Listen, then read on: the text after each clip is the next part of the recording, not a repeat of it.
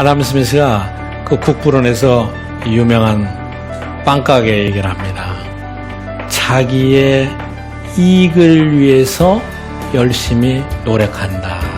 소비자하고 공급자의 뜻이, 목적이 처음에는 모두 달라도 결과적으로는 만나서 균형이 되는 겁니다.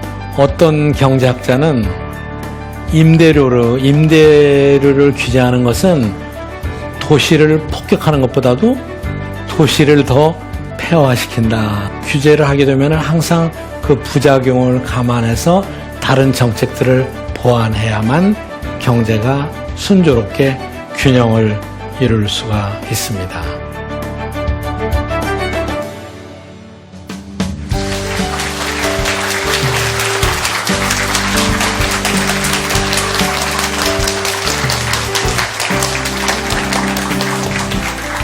네, 여러분 안녕하세요.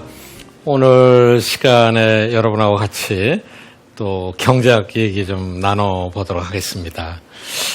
우리가 오늘은 시장에서 소비자와 생산자가 어떻게 거래하면서 자기의 만족을 최대로 하는가, 그걸 한번 생각해 보려고 그래요. 그런데 여러분, 지난 시간에 제가 여러분한테 그런 얘기를 해드렸어요. 효용은 뭐냐?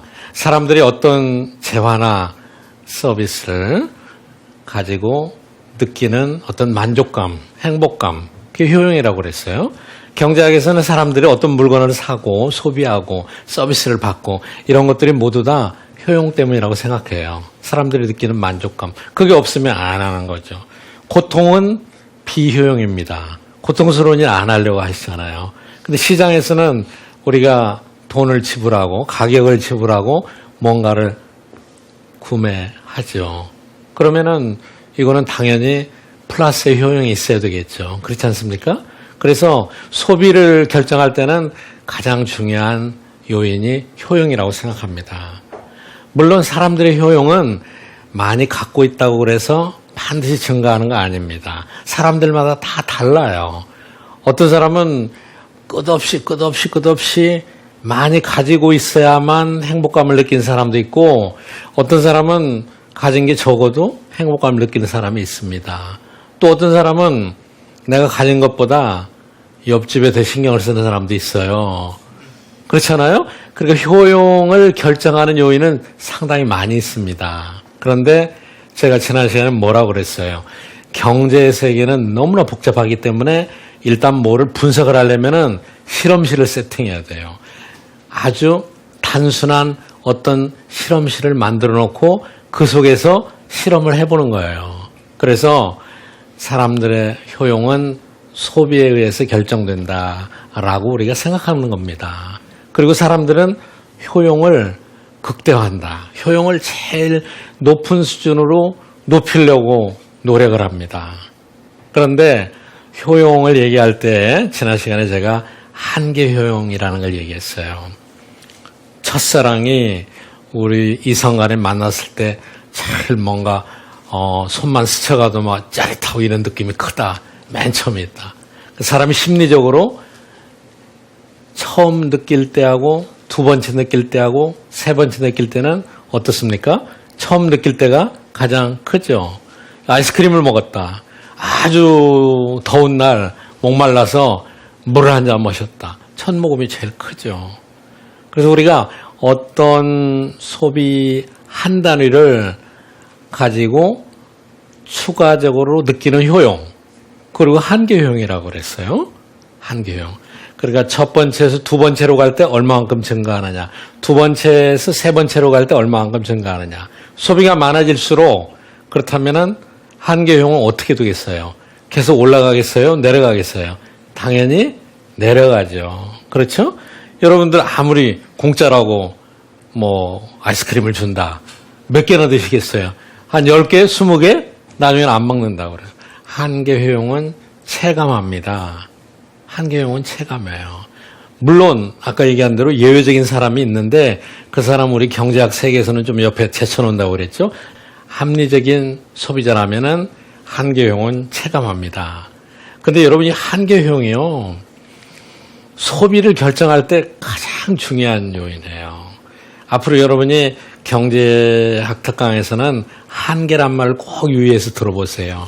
여러분 소비의 결정에 있어서는 한계 효용이 굉장히 중요합니다.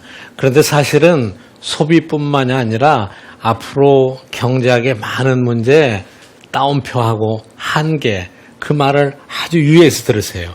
이 한계가 많은 것들을 결정하게 됩니다.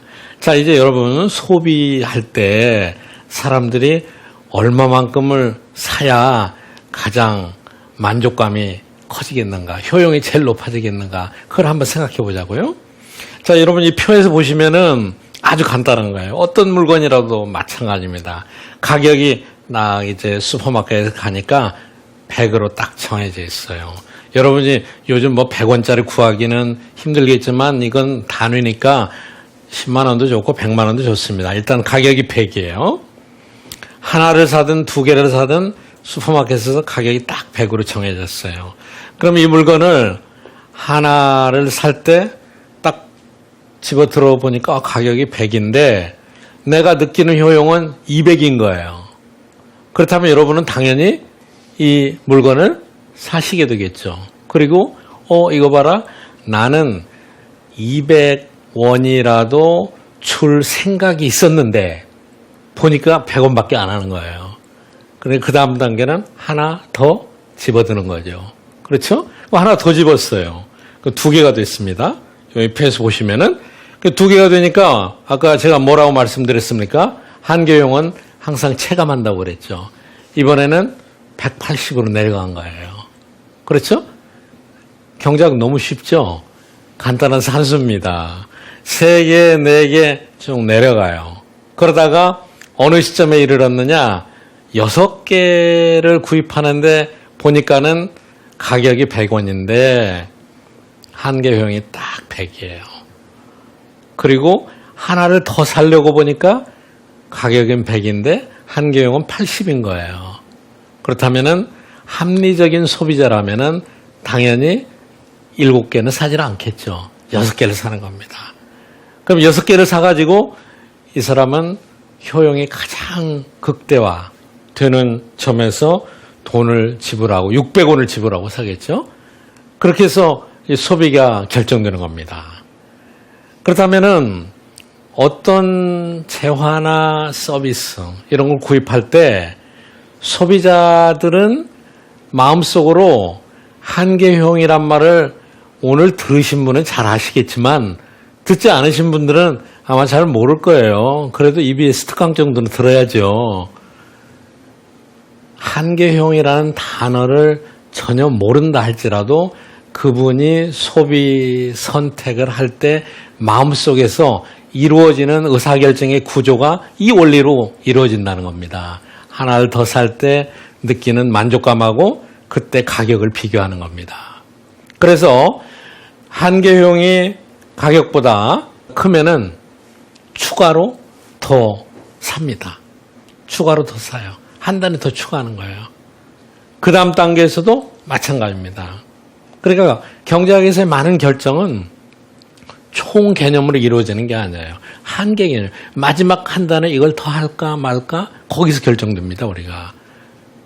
자, 그래서 만약에 한계 효용이 가격보다 더 낮다. 그러면은 그거를 지불할 용의가 당연히 없는 거죠. 나는 저 물건을 보고 야 이거 80밖에는 가치가 없는데 가격이 100이다. 그러면 아무도 그걸 살 사람이 없는 거죠. 그걸 산다면은 그런 사람도 물론 있겠죠. 그걸 산다면은 경제학에서는 비합리적인 소비자라 이렇게 얘기합니다. 경제학을 전혀 모르는 사람이라고 생각할 수도 있는 거죠. 그리고 어떤 사람은 잘 모르고 샀다가 바가지 샀다고 생각할 수 있는 겁니다. 자, 그래서 합리적인 소비는 항상 한계효용과 가격하고 비교해서 결정된다. 가격이 한계효용보다 크다면은 합리적인 소비자라면은 당연히 구매를 안 하죠. 자꾸 줄입니다. 그리고 한계효용은 체감한다. 여러분이 이 원리만 정확히 이해해도 앞으로 경제학에서 여러분이 충분하게 알 수 있는 범위가 굉장히 넓어집니다. 자, 이건 조금 복잡한 숫자들을 제가 가져왔는데 사실 너무 간단해요. 초등학교 3학년만 되면 이해할 수 있는 수준입니다. 지금 제가 얘기 드린 내용을 그대로 표로 만드는 거예요. 예를 들어서 맨 왼쪽에 수량 한 단위가 있을 때 가격이 100이에요. 아까 보셨죠? 이걸 살려고 보니까 한 개용은 200인 거예요. 그렇죠? 그럼 전체 느끼는 효용이 당연히 200이죠. 그렇지 않습니까? 그런데 하나를 샀기 때문에 가격이 100원인 거를 하나를 샀기 때문에 지출은 100이 된 거예요. 그럼 이 뒤에 세 칼럼을 보시면은 노란 걸로 표시된 걸 보세요. 이분은 100원을 지출했는데 총 효용은 200을 얻게 됐죠. 그리고 이분은 소비자 잉여 이거를 자기가 지불한 가격보다도 얼마만큼 만족감이 크냐, 그러게 소비자 잉여라고 합니다. 남은 거라고 그래요. 어떤 학문을 하다 보면은 사실은 굉장히 쉬운 용어를 학문적인 용어로 익숙하게 좀 더 전문적인 그러한 용어를 쓰는 경우가 많습니다. 소비자 잉여도 마찬가지입니다. 소비자 잉여는 가장 상식적으로 흔하게 얘기한 말로 생각한다면은 자기가 준 가격보다 더 많이 얻은 거가 바로 소비자 잉여입니다. 이거는 지출이 100인데 총 효용이 200이나 되니까 100원만큼 소비자 잉여가 있는 거죠. 여러분이나 저나 이 잉여 때문에 어떤 분들은 마겐세일을 쫓아다니고 어떤 분들은 장터에도 가고 어떤 분들은 이 상점에 갔다가 만족하지 못하면 저 상점도 가고 그런 거 아니겠습니까? 자, 그 다음에 두 단위. 그럼 2에서 보면은 가격은 역시 똑같아요. 그리고 한 개용은 200보다 떨어졌어요. 그리고 총효용은 첫 번째 거 200하고 두 번째 거 180하고 합하니까 380이 됐습니다. 그렇죠? 그렇게 되면 지출은 두 개를 샀으니까 200이 된 거죠. 그래서 이분은 180만큼 소비자 잉여가 생긴 겁니다. 남은 거예요. 자기는 200원만 냈는데 200원 마이너스 하고도 180만큼 남은 겁니다. 소비자 잉여죠. 그리고 소비자 잉여가 하나 샀을 때는 100인데 두 개 사니까 180이잖아요. 훨씬 커졌잖아요. 당연히 하나를 더 사는 게 맞는 거죠. 그래서 아까 말씀드린 대로 6단위까지 갑니다. 7단위에 가면 어떻게 되느냐? 가격은 100원인데 7단위의 한 개용은 80이에요. 그러니까는 이 경우에는 어떻게 되느냐? 소비자 잉여가 어떻습니까? 300에서 280으로 줄어들게 되는 거죠. 그렇죠? 물론 하나를 더 사니까 총 효용은 더 늘어날 수는 있어요. 그러나 가격하고 비교해서 보니까는 6개 살 때보다도 더 줄어들게 되는 것이죠. 그러니까 이 분의 경우에는 결과적으로 어떻게 됐느냐?